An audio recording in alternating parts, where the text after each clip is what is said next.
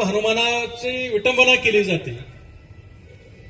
ही विटंबना करत असताना ह्या विटंबनेच्या विरोधामध्ये जेव्हा आमचे हिंदू कार्यकर्ते त्या ठिकाणी विरोध दर्शवतात, तर विटंबना करणाऱ्यावरती एकाच जणांवर गुन्हा आणि संविधानाच्या पद्धतीनं विरोध करणाऱ्यांवरती 6 जणांवरती गुन्हे दाखल झाले.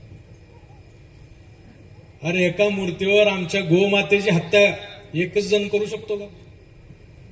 तिचे तुकडे करून तिचं रक्त आणि मांस आमच्या मारुतीच्या अंगावर फासण्याचं काम एकच व्यक्ती करू शकतो का?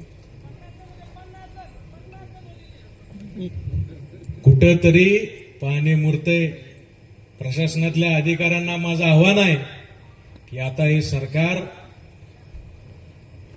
हिंदुत्ववादी सरकार आहे आणि या हिंदुत्ववादी सरकारामध्ये जर आमच्या हिंदूंवरतीच अन्याय होऊ लागला तर तुम्ही वेळीच सुधारा, नाहीतर तुमची काही खैर नाही.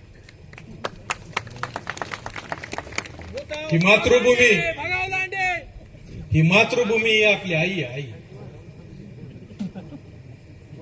इतके वर्ष त्या काँग्रेसवाल्यांनी आपल्याला फसवलं. देशाचा बाप म्हणतो ते महात्मा गांधी म्हणायचे. अरे ते काय आमचा बाप नाही, ते पाकिस्तानचा बाप असेल.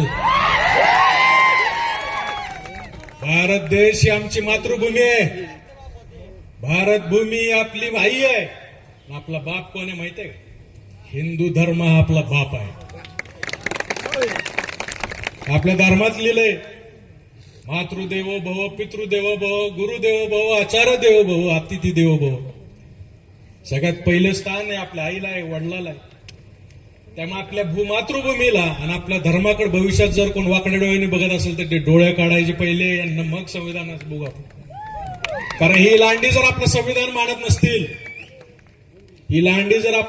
मानत नसतील, तर संविधानाच्या माध्यमातून न्याय मिळणं फार अवघड आहे.